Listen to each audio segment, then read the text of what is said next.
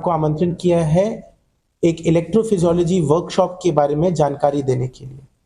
तो सबसे पहले मैं इलेक्ट्रोफिजियोलॉजी के साइंस पे कुछ बोलना चाहूँगा।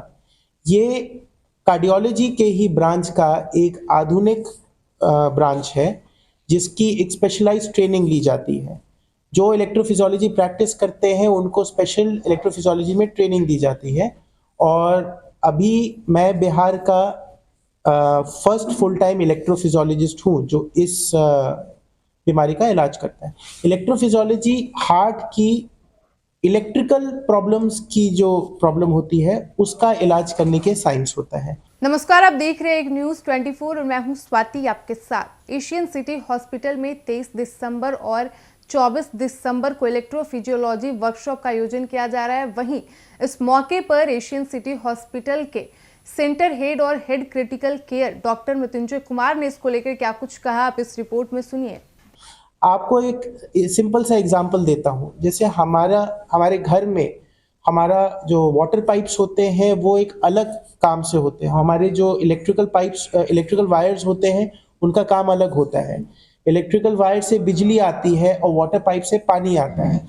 कुछ इसी प्रकार से हमारे हार्ट में भी दो सिस्टम होते हैं उसके अच्छे फंक्शन करने के लिए, उसके बढ़िया से काम करने के लिए। एक होता है दिल की जो खून की सप्लाई होती है जिससे दिल को ऑक्सीजन मिलता है, ये दिल की आर्टरीज के द्वारा उसको मिलती है। इनमें ब्लॉकेजेस होने के कारण जो प्रॉब्लम होती है वो एकदम अलग होती है। उसमें हार्ट अटैक होता है, सीना में दर्द होता है और उसका जांच और इलाज अलग होता है। उसी प्रकार एक इलेक्ट्रिकल सिस्टम होती है हमारे हार्ट में जिससे धड़कन बनती है। हमारी दिल की धड़कन पेसमेकर से बनती है। ये सिग्नल जो पेसमेकर से उत्पन्न होती है ये दिल की तरफ जाती है और दिल को धड़कने पे मजबूर करती है। कुछ कुछ मरीजों में क्या होता है कि दिल के अंदर एक एक्स्ट्रा इलेक्ट्रिकल सिग्नल रहती है जो कुदरती तौर से पाया जाता है। मतलब बहुत लोग को ये बचपन से होता है। इसके कारण कभी कभी क्या होता है कि दिल की धड़कन एकाएक बहुत तेज हो जाती है। ये बहुत ही कॉमन बीमारी है और इसका डायग्नोसिस करना भी बहुत आसान होता है। जब मरीज को अचानक से धड़कन तेज हो जाती है तो उसी समय ईसीजी करके इसका डायग्नोसिस किया जाता है। अब इसमें प्रॉब्लम ये है कि बहुत बहुत बार ऐसे ईसीजीज को देख के मरीज भी घबरा जाते हैं और डॉक्टर्स को भी इसके बारे में बहुत तजुर्बा नहीं होता है। कई बार इस धड़कन तेज होने की बीमारी को डॉक्टर्स हार्ट अटैक समझ लेते हैं जिसके चलते उसका सही सही इलाज नहीं हो पाता है। ये जो धड़कन तेज होने की बीमारी होती है इसका उम्र से कोई लेना देना नहीं होता है।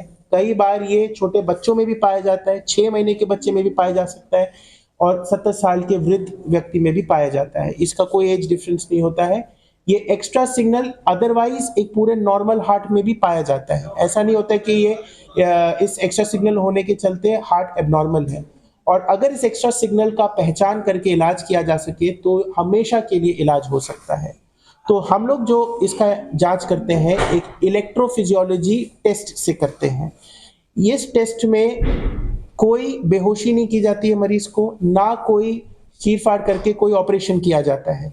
मरीज बिल्कुल होश में रहते हैं और जो प्रोसीजर हम करते हैं हम पैर की नस के द्वारा करते हैं जिससे हम लोग छोटे छोटे कैथेटर, इलेक्ट्रिकल कैथेटर्स हम लोग दिल के अंदर बिठाते हैं और इसको हम कंप्यूटर से कनेक्ट करके हम लोग मरीज की एक्स्ट्रा सिग्नल को पहचानते हैं कि कहाँ पे है, धड़कन किस वजह से तेज होती है। और जब इसको हम लोग पा लेते हैं तो हम लोग एक इलाज करते हैं जिसे रेडियो फ्रीक्वेंसी एब्लेशन कहते हैं।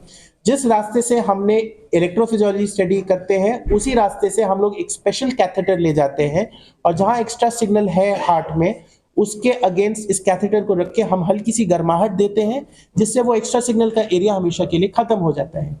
ये एक रिलेटिवली सेफ प्रोसीजर होता है और इसको करने के लिए मुश्किल से 2-3 घंटे से ज़्यादा नहीं लगते हैं और पेशेंट अगले दिन ही डिस्चार्ज हो जाते हैं, चल के घर चले जाते हैं और 1-2 महीने के फॉलोअप के बाद उसके बाद पेशेंट का दोबारा कोई फॉलोअप करने की जरूरत नहीं होती है। ये एक परमानेंट क्योर होता है।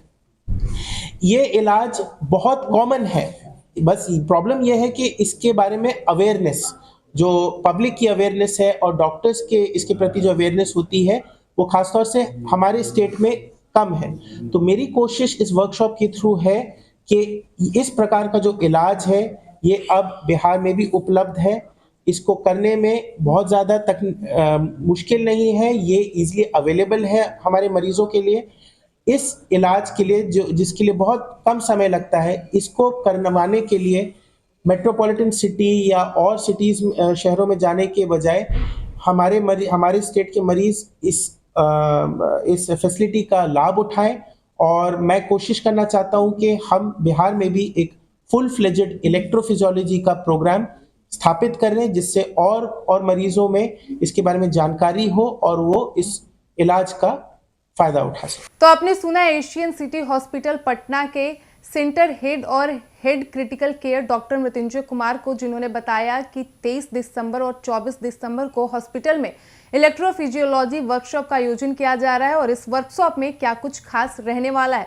फिलहाल इस वक्त की खबर में इतना ही। वीडियो पसंद आया हो तो वीडियो को लाइक करें, शेयर करें, साथ ही हमारे यूट्यूब चैनल एक न्यूज़ 24 को सब्सक्राइब कर ले।